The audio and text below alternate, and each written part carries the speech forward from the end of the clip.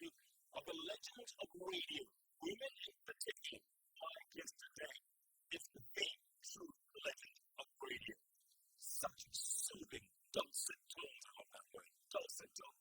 She's been so consistent literally the last 29 years in the business. Can you imagine? Next year will be 30. She started off in 1980, straight out of high school. In those days, you know, the choices were VOK or VOK. She was doing radio most of the time, and then she started TV, VOK again. Before moving on to KTN for another 17 years, talk about consistency. And then the last couple of years, a nugget, she's been Royal Media Services, not only as one of the senior anchors, but also as a corporate affairs director and customer service director, still wearing many hats 30 years later. This is what we mean when we talk about consistency, and she's been just that. A lot of controversy in between, a little rumors here and there, want to sort all that out with this wonderful, amazing woman, certainly known as Catherine Kasavuli. Welcome to the bench. And more people have gone on and on, but I decided, you know what, let's get right down to it. Actually, 30 years has come quite a basket full of goodies. It's been a great 30 years now. It's a wonderful journey. Yeah. I'm still enjoying it. Oh, yes. What does this say about people who are starting this business of ours? A year and a half later, they are so sick and tired, they leave. Boom, and they're out. Well, I think it's because their priorities are not really so different. Like, coming in, do they really want to come in for a joyride? Some will come in for the joyride because there's a lot of publicity you get. There's a lot of fame, accolades you receive. There's some who get it overnight. Some who are very talented and they become stars overnight. There are others who have to work on themselves for a number of years. And there are others who are just 6 months. Now, when they get into the field, they think it is easy. It's not an easy field. It calls for a lot of sacrifice. It calls for a lot of commitment. It calls for a lot of dedication and also humility. Despite the fact that you're getting the stardom, you're getting the accolades, you're getting nice to see you. I saw you on telly last night. I heard you on the radio. You must respect the viewer. You must respect the listener. Because it's him or her who's putting you there. They're listening to you. They're watching you. It's actually determining your stay. From the program, you're already giving advice and such great advice. I could not put it better. That's exactly, you hit the nail on the head. Let's go back to 1980. How do you end up at VOK? 1980 was a wonderful year. I'll never forget that year. I always look back on it with a lot of love. Well, what happened in 1980? I just finished high school, as I told you. And an uncle of mine came here visiting. He was a very religious person. He had actually given a sermon at his church. And it's time for our family to have a family fellowship. So usually our uncles would come home and congregate and would pray or go to somebody else's house.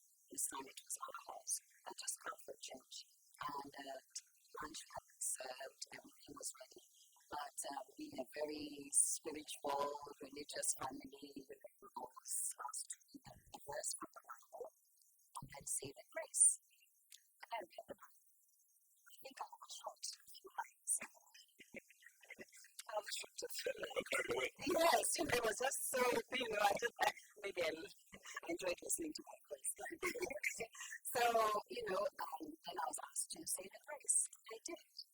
Immediately after that, his uncle said, oh my goodness, Voice of Kenya is actually doing recruiting.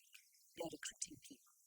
And I think Catherine has the potential to try because I think I can do so. Her father looked at me, I was skinny, I was spunky, I had long legs up to my chin, my mother was looking at this little girl who's going to be, popped into the world on her own, unprotected. Yeah, because going to Voice of Kenya meant a lot of things. Meant exposure. It she really ready?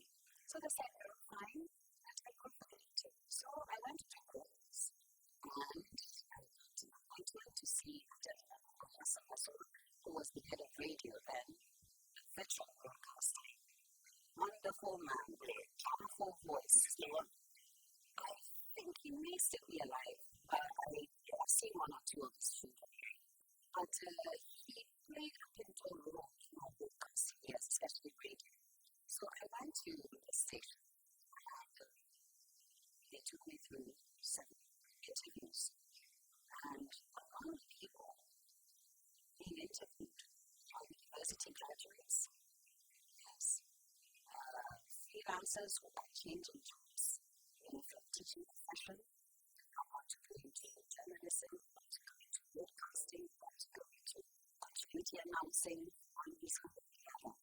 And these were much older people, 25, I was 18. My goodness, 25 was older. So I was taken through the paces.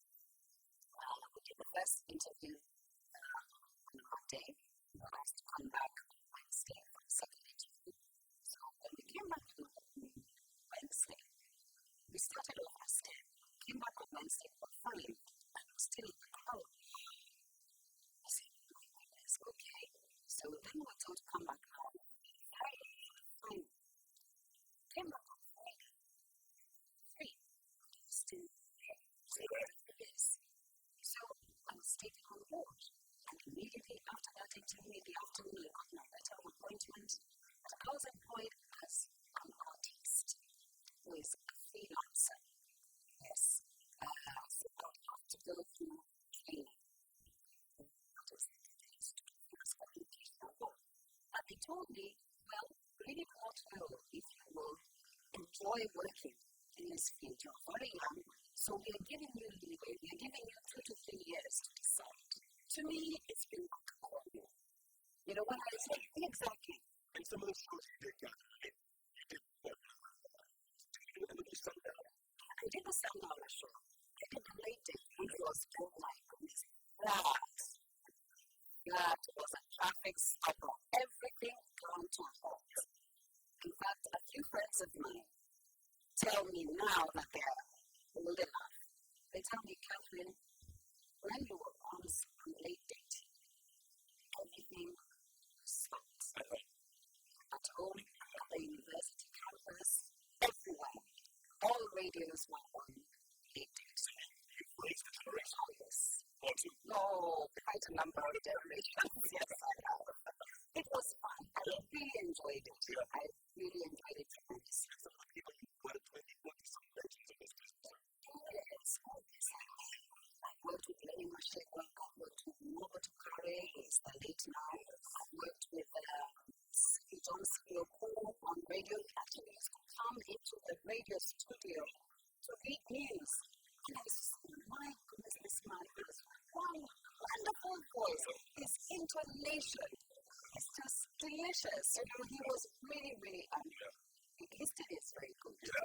Absolutely. So, but then, of course, I was very young in the trade. So, such confidence, such authority. And I also worked with Leonard Mambo. They were on Kiswahili, was on the English side, because Voice of Kenya had approximately about 6 radio stations. We had the Hindi service, which used to alternate with Orano service and Somali service and Kikuyu. And there could have been more. I can't really remember. But the Kiswahili service and the general service, which was not the English service, were the main broadcasters. Now, the English service used to close between 9 o'clock in the morning and 12 noon. Yeah, because we thought there was no listenership. At that time, you didn't expect maids to be speaking English. Those days, everybody's supposed to be working. It was very conservative. Yeah. So, then we'll be open until 2 in the afternoon, then close again. Then reopen at 4, the 4 o'clock news, and then now we swing all the way to 11. And that's late. And we close at 11. Yeah. Yes. Nothing. There's no stereo either. Yeah. Some of the most memorable stories of the team, I know you were telling me earlier, so 1980. It was 18. Yes, the coup was in 82. Yes. Just before the coup. It was really devastating. I've never seen anything like that. We really did not know what was going on. When the coup took place, I was actually not in the office. I was at home. Now you're worried about your job because you know your station has been taken over by the military. So you're wondering, okay, what does this mean? You've only heard of coups in Uganda because they had presidents, for X number of years. Every year there was a president. And you'd be told of the devastation. Now you're asking yourself, okay, what does this mean for me? And it is even more frightening because you are almost somehow connected. Because at some point you may have to go to work and talk about it. And they may come, yes, they force Leonard. They found my colleague in the office, and she really was traumatized. She had to go and leave for a whole 2 months just to recover from the whole, ordeal. Because I can imagine the guys, first of all, I imagine a coup. Even the guys staging the coup, element of surprise. They really don't know what they're going to encounter. So, of course, they really don't look very nice. So, I can imagine what she went through. It must have been a harrowing experience. Even for Leonard, it must have been devastating for him. It must have taken quite a lot of courage and counseling also to just, get out of that. Now, before the coup, there was a past. The Norfolk was targeted. The Norfolk was targeted and injured seriously. Now, Norfolk was a wonderful little, hotel. Right across the street, a lot of history. Dating way back in the 1920s or something like that. So you ask yourself, who would do a thing like that?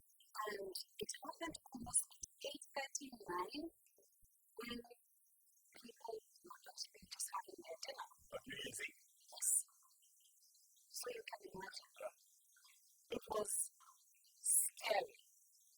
But what happened to me is actually quite interesting. I was in the studio. I was expecting. I was doing the night shift. And I felt a very, very strong tremor. I thought, is there an earthquake or what? Because all the commercials just fell to the ground. Yes, the console was, shaking. The lights went, blinked several times. And I kept asking myself, what could this be?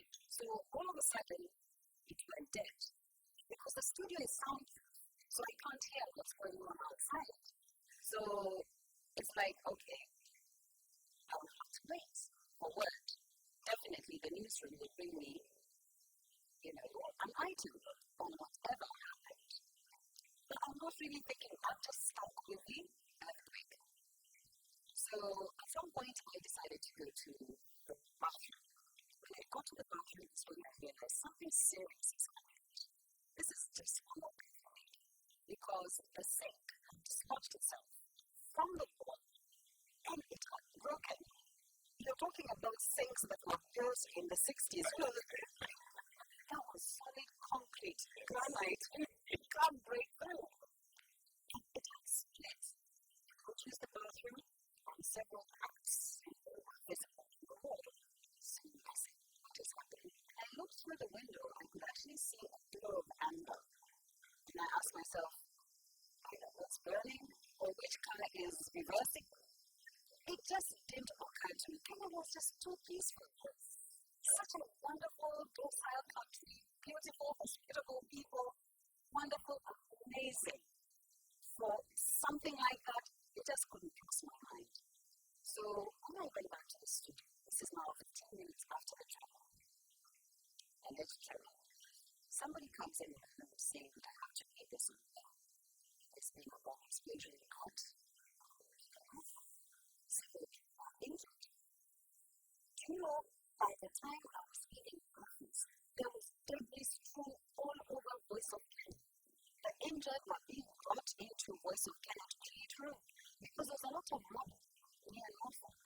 So you're leaving work, you're expecting, and you've been told this is what happened. And you see bodies all over the door. Because there's blood, and fire engines are there. The fire station, luckily the fire station wasn't too far off. But of course, blast, really, there are a few things. The University of Nairobi was not spared. The National Theatre was not spared. The entire road, yes, was just debris and water, smoke, injured people. It's very Glory.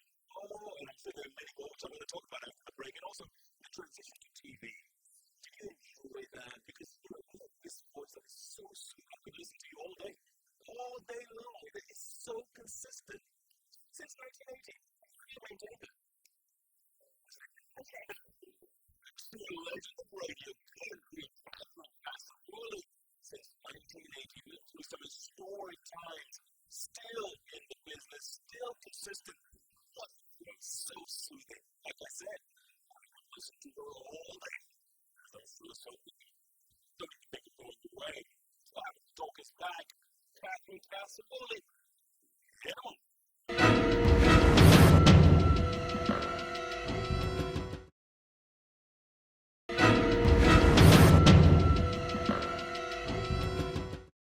And welcome back to Chicago. So, what a legend of radio we have on our page today. Good Lord, listen up.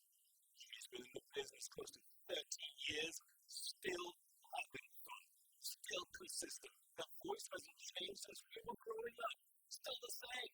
And the woman herself, still as beautiful, still as smart, still enjoying what she's doing.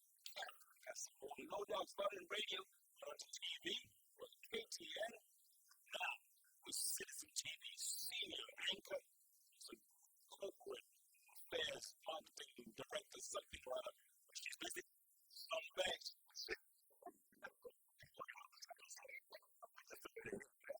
So anyway, so that was about other stories in radio before you went to TV was very memorable stuff. Yes, wonderful memories. While I was on radio, there was an incident once. Some gentleman came into the studio with a duty officer who was Leonard Mauer. And this happened every weekend. We would have a duty manager on Saturday and on Sunday. Now, the duty manager walked in, which was okay because the studios were restricted areas. Only two presenters and the news anchors coming in, all the technicians coming to defense because you were the producer. You were the continuity announcer.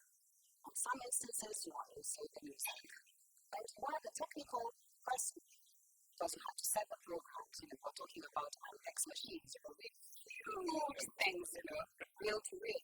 That was fun. And then, we had to feed, what do you call them? Timetables. Timetables, yes. Yes. Yes, with LPs, yes. So you had like 3 timetables with LPs, and you were just doing your thing. It was fun. It was beautiful. This particular day, it was on a Saturday afternoon, and this gentleman walks in, this man, he doesn't introduce him. And then they walk out, he signs the log, and he walks out.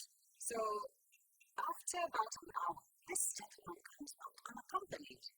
Oh my goodness, I was so scared. I said, "You've gone through the ball, you've gone through the coup. Who is this gentleman?" So I interrogated him. I asked him, "Excuse me, can I help you? What is your name?" He didn't say anything. I said, "Can I help you with anything?" He says, "No, I'm just watching the way you work it." I said, "I hope you're not a fan, because fans are being accomplished." And he says, no, don't worry, you just continue with it. At that time, I was just about to do the news headlines at 12. So I could not engage in any conversation. So I told him, please contain silence. I'm about to read the news headlines. So I read the news headlines and I finished. When I turned back again, the gentleman is just still there, just watching, looking at the machines, looking at the way I'm operating the studio. And I said, no, I think I have to call security. Does anybody know that you're in here? He says, no. I asked him, are you Leonard's friend? He says, no, we're not really friends. And he left. Then he came back again with Leonard. And then we introduced him to him. He said, Catherine, this is Ambassador Jeff Koinange. He is our new permanent secretary.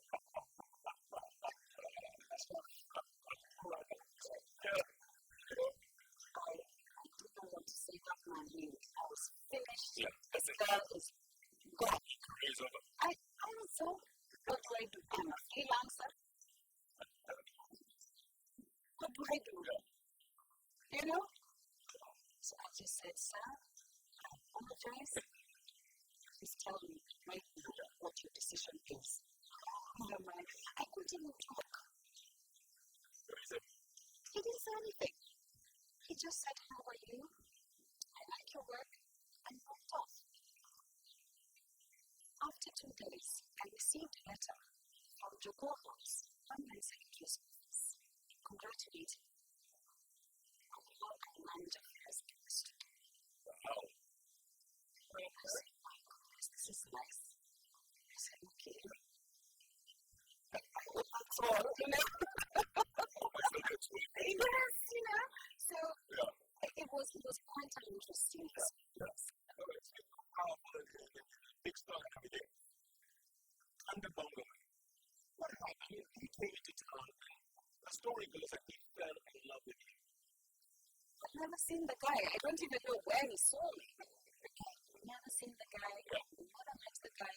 I only met him a couple of years ago when the Minister for Information and Rafael Tutu and his wife actually told me, Catherine, we've heard this story for so long, and we're bringing this fellow into the country, and we know it is not true. Why don't we take you to the airport and you clear this thing? I said, of course, thank you so very much. Because you had heard before. Yes, I have. That the reason why he was deported was because somebody came and told me.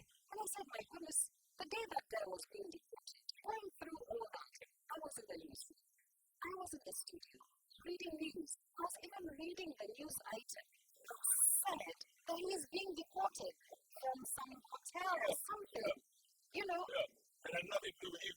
I didn't know him. I didn't even like Lingala music. Yeah.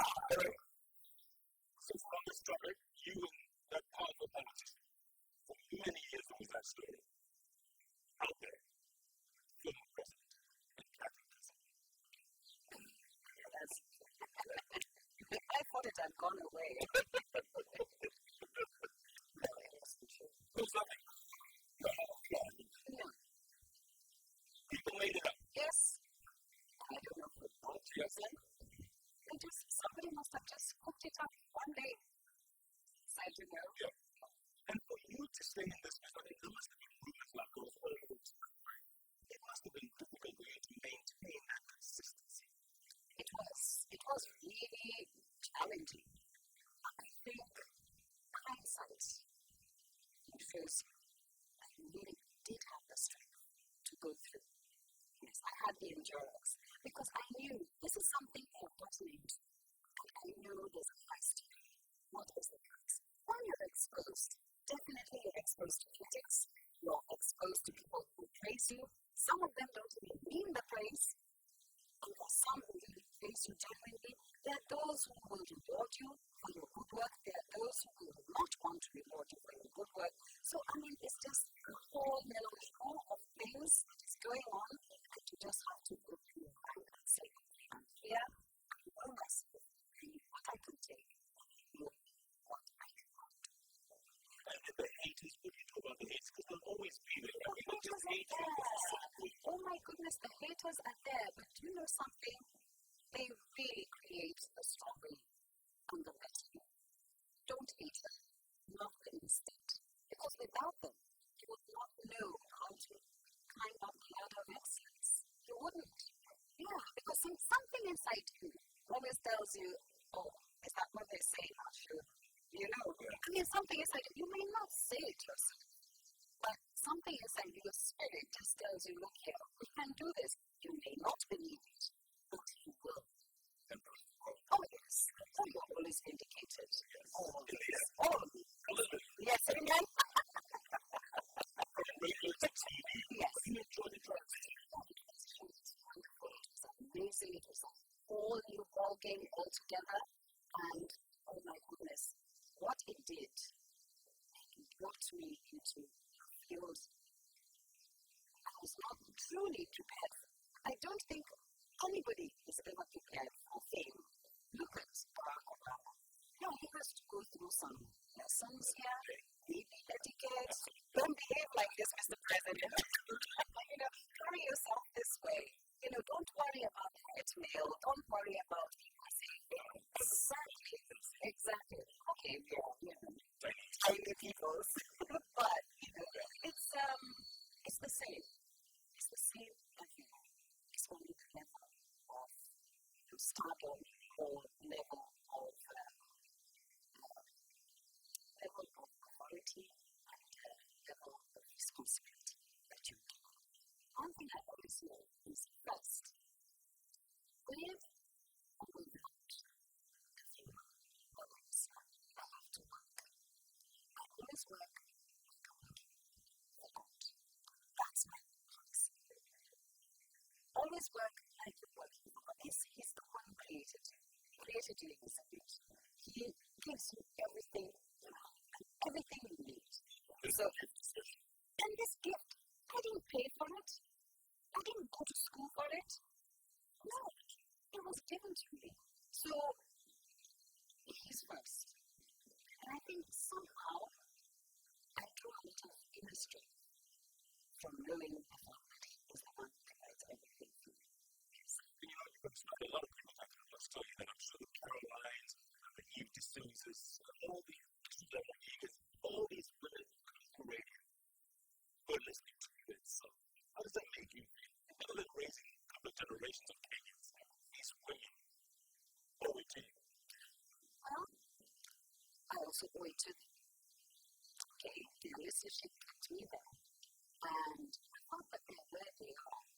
I tell myself, oh my goodness, all those hours did not amount to it. Someone somewhere was listening, and someone somewhere was modeling themselves and improving on what I had. Because quite a number of them are very good, treating answers, presenters, authority, Caroline Mutako, she's very good. Sheila Malika, she is a darling. Eve D'Souza, she sounds great. Yeah, I mean, they really come out so perfectly well turned out. Okay, there are challenges I'm sure they face. It's a new world. We evolve with time. When I started working, I used to work on an Olivetti typewriter. My fingers would get stuck in the keyboard. Today, we are tweeting. Yeah, tweeting. Exactly. So can you imagine the challenges Caroline Mutoko has to go through? Eve D'Souza, Sheila, Malika, and all the other ladies, or even men, for instance. We always talk about ladies, we forget about men. Men also have some serious challenges too. So these are some of the things we say. They were listening to me. They were something is taking in their mind. I'd like to speak as nicely as Kasavuli. Even better. And by the time they were being born into the industry had changed. So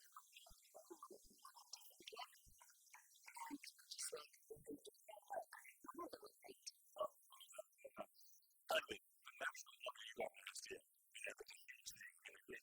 Order of the Grand Warriors, I think, OCW. Yes, Order of the Grand Warrior of Kenya. Okay. Let's not forget that. Was that like a blessing on the cake? Was that you part of that moment? Oh my goodness. I was so proud. Do you know what was going on in the country that particular day? state and the government. What connects with each other? Yeah. So I was asking myself, okay, it's 12th December. This is going on. I have been invited to receive this. What do I do? Yes, I'm going. Because we are not permanent enemies. We disagree on one thing, and we find a nice way of hacking issues. Eventually, the situation will pass by. Exactly. The UGW, that's always such a name. Yes, it is. Yes. That's what like EGA talking about. Yes, it is. Yes, it is. It is huge. I haven't got to know it yet. It was such a great honor to be recognized by your country, to be garlanded by your head of state. I mean, I usually say the head of state. My head of state garlanded me. My country recognized my contribution to the industry. And I just felt this is really, really good, honestly. And I will carry it this way. That's 30 years in the business, man. You're fantastic. Somebody finally recognized. As does a whole generation. And next year we're going to celebrate that. Yes. I'd like to have a very serious little do. No, don't. Catherine Kasavuli, the legend as OGW, Order of the Grand Warrior of Kenya. 30 years in the business and still going strong with that voice that's changed in 3 decades. This is what we mean when we talk about the future of Kenya. She inspired a whole generation all to know. Everyone wants to be like Catherine because you know this is up there. The best of the best. What a guess, what a show. What a week it's turning out to be a town. You're talking, you can find these kinds of guests anywhere else. Right here, on the bench, on the award-winning station. As always, we are all the time. Thank you.